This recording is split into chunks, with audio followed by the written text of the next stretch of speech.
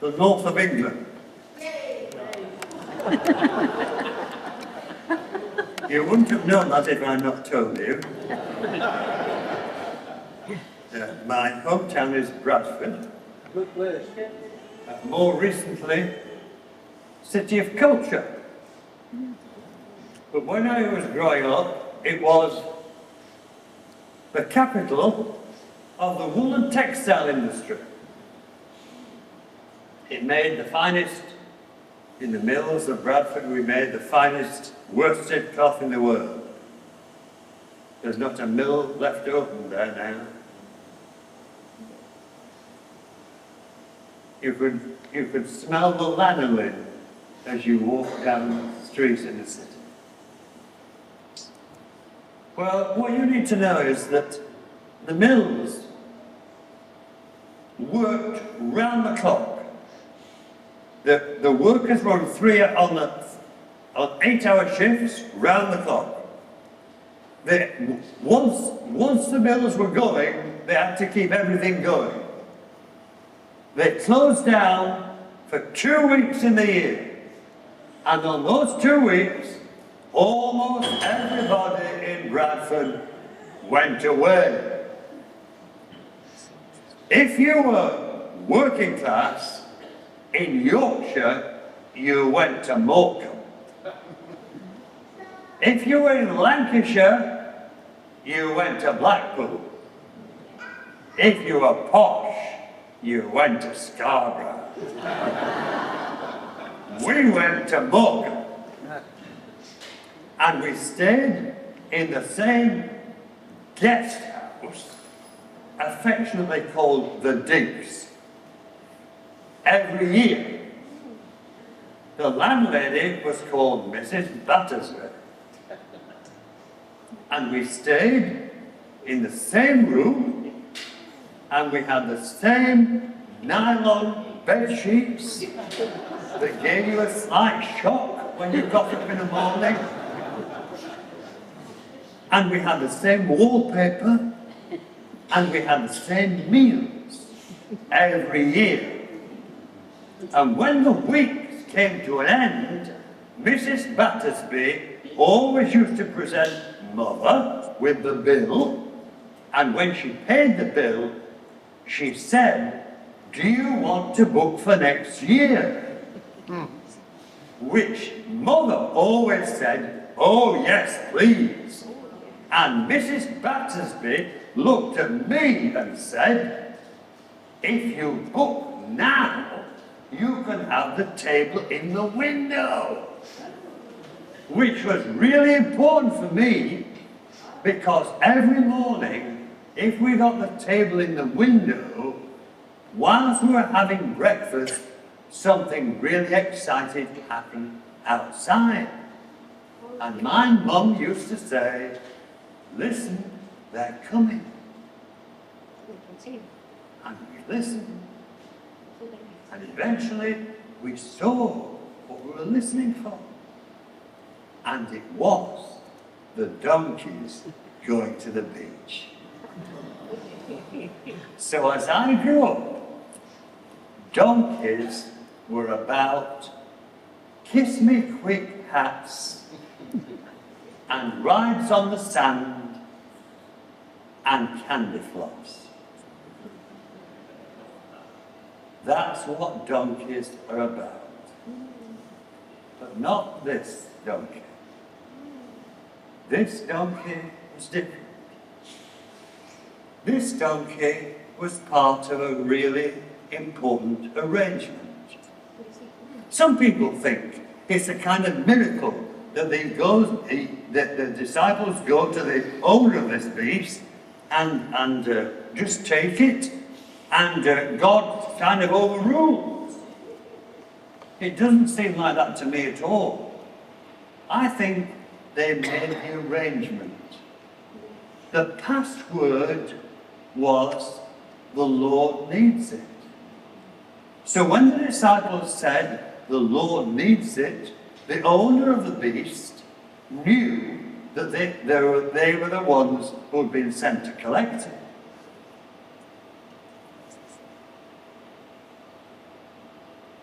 it was really important that it was a donkey. And we get the clue to why it was important in the lesson from the Old Testament that we had. Because there it says that the one who is to come, the Messiah, the liberator, the rescuer, is going to come riding on a donkey. So when Jesus rides on a donkey, it wasn't something just he chose to do. It was actually making a claim. He was saying, I'm the one. And on that day, when the crowds threw their coats in his way and waved the palm branches, the crowds got it. Ah! He is the one after all. They got it, but they didn't get it. They got it because they recognized that he was the fulfillment of the Old Testament. They didn't get it because they didn't understand what kind of Messiah he was. They were expecting somebody to come and kick these Romans out. They were part of the Roman Empire. They couldn't stand being occupied by this alien force, bossed about all the time. Get these Romans out. The Messiah was the one to do it.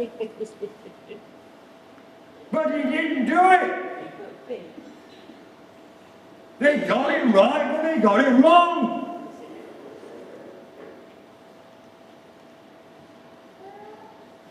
He was on another mission. And it was a mission that led to a cross. And I don't know how you're going to spend devotionally this week. But it's not a bad idea to trace the steps of Jesus day by day towards the cross. Clearly, those who wrote the Gospels think this is really important.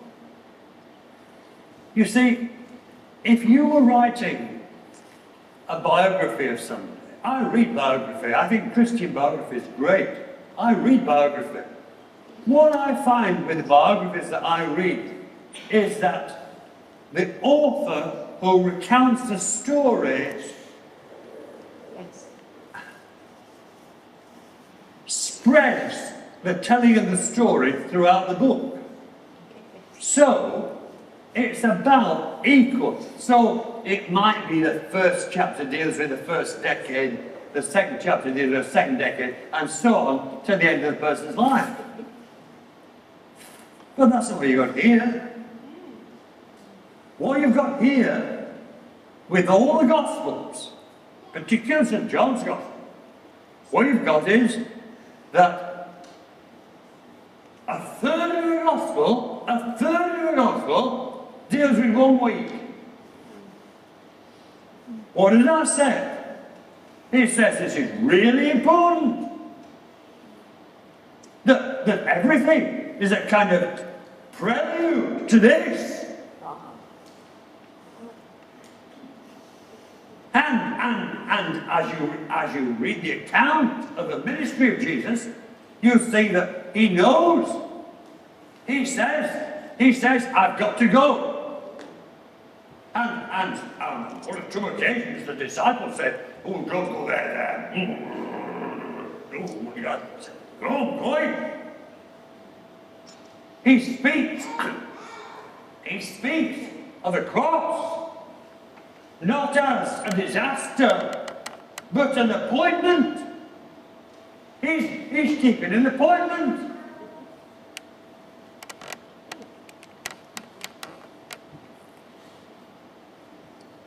How do you make sense of that?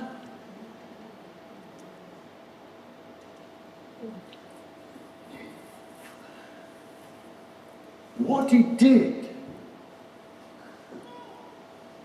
on the cross must be really important. When I was a minister in another place, we used to have service each night of the week during Holy Week, and on Good Friday we'd have a morning service. And then on Sunday we'd have early morning communion and then morning worship. On Good Friday, I remember shaking hands with this man at the door. As he came out, I shook his hand and said, "How are you? How are you?" He said, "Oh, that's a good morning." I said, "What?" He said, "Good Friday." "Oh, Good Friday." He said, "I don't like Good Friday. Give me Easter Day anytime." No, a lot like that. There's a lot like that. Still like Good Friday. Give me an Easter Day. I want this triumphant. Oh yes, oh yes. Give me that. Don't give me a cross. I don't like it.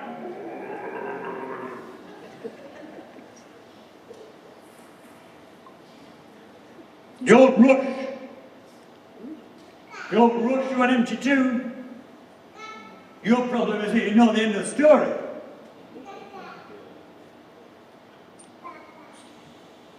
The cross, it really matters. And just by the by, have you ever thought why the central symbol for the Christian faith is a cross? Why is that? It could have been a manger, couldn't it? Could have been a manger. Could have been an empty tomb. Could have been a throne. The cross. Why is that? Look, the church did not have a committee to decide that. It just evolved by common consent. The most important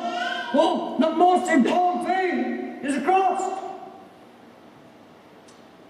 So that wherever you go in the world, if you say cross, you immediately think Christians. It's immediate.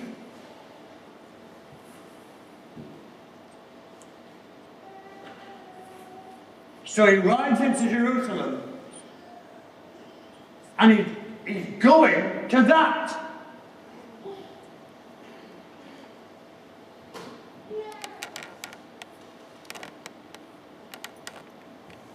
Whatever you make of it, something really important must have happened there. Now, people describe that in all sorts of different ways. They say it was about justice being done, about punishment for sin being executed. Other people say it's about people being set free. He talks about giving his life as a ransom. You know what a ransom is? It's a price paid to set other people free. Some people think it's about the demonstration of God's love. He does everything necessary because he loves us. All those things are true. They're not contradictory, they're complementary. I don't mind how you describe it. But when he died, something happened that can make a difference in your life today. The cross says it don't have to be like this. It can be different.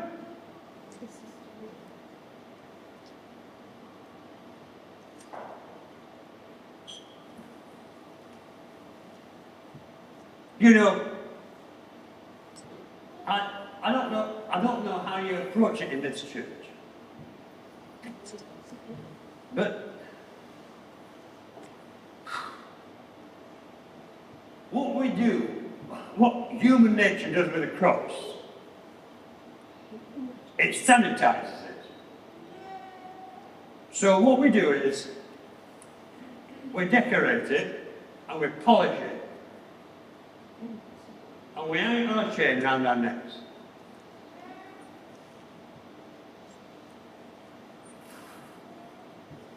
Can you imagine taking another form of execution and doing the same thing with it? You meet somebody in the street, you say, oh, you've got a knife. They go, what is that? She says, it's an electric chair. Or, I've got a guillotine. You think, crazy person.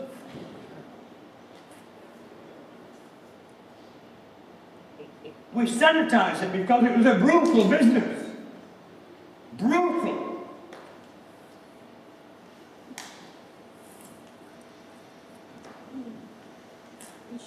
I say to people, okay, what they did was, just not think about, I say human level. What they did was to take a guy and they nailed him to a piece of wood. And they left him there to die. Okay, what would you nail to a piece of wood? Would you nail a mouse to a piece of wood? If I had a piece of wood here, and a mouse, and a nail, and a hammer, would you come and nail it to? A cat. We have a cat. Would you, if I brought Charlie, if I put him here, I said, will you nail Charlie to that piece of wood? Or dog?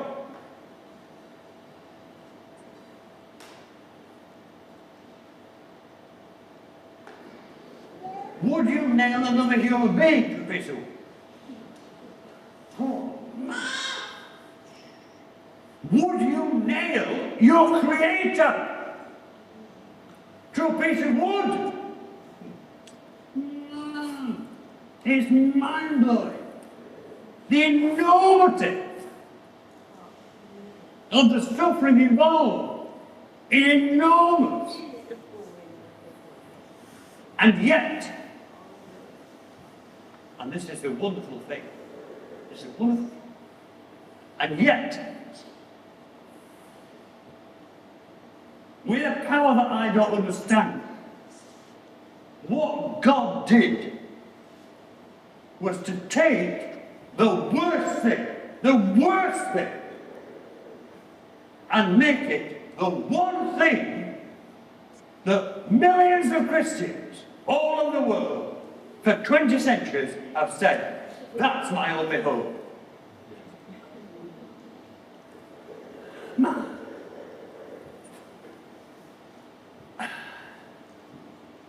So what God has done, I'm not talking about the resurrection. Leave the resurrection. You do the resurrection on next to me. I'm talking about the cross. What God has done is to take the very worst and make it the very best. So, if God can take something as awful as that and make it something as wonderful as the gateway into a new life, what could he do with my disappointment? What could he do with my pain? What could he do with my cancer?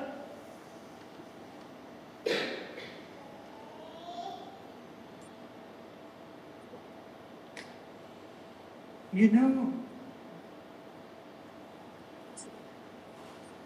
So we're going to say our prayers now. And I'm going to ask you to do the most difficult thing. Because you see, when we say our prayers and we want to offer things to God, we always want to offer the best. And that's good. But I want you to offer him the worst.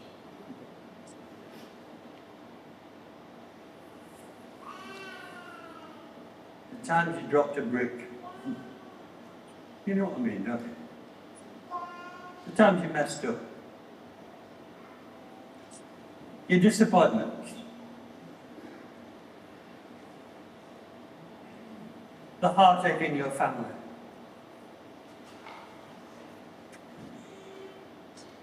Your brokenness. Your pain. Your pain.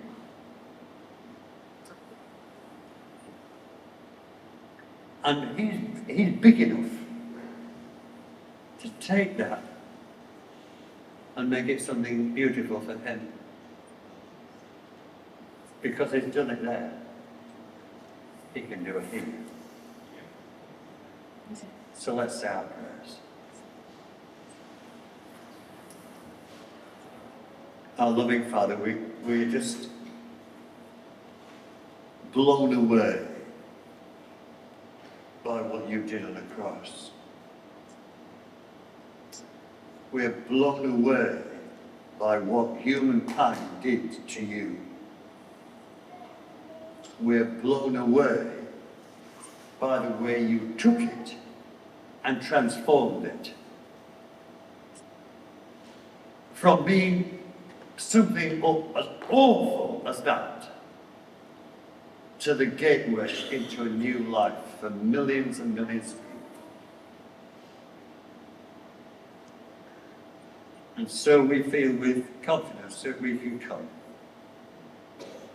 And we ask your forgiveness that so often we only want to bring you our best bit. But just now we bring you our worst bit. We bring you our disappointments and our confusion and our doubts.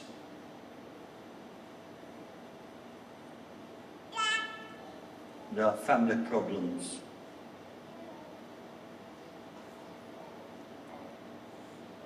And our suffering.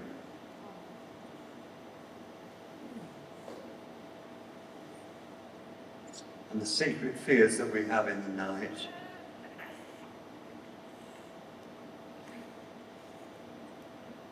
And our hopes and dreams that never seem to be fulfilled.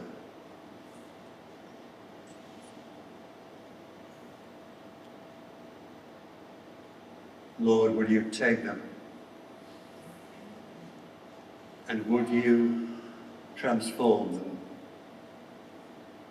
And would you make them something beautiful for you?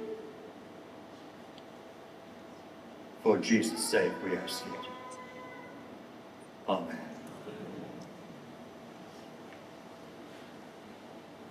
Beneath the cross of Jesus, I fain take my stand.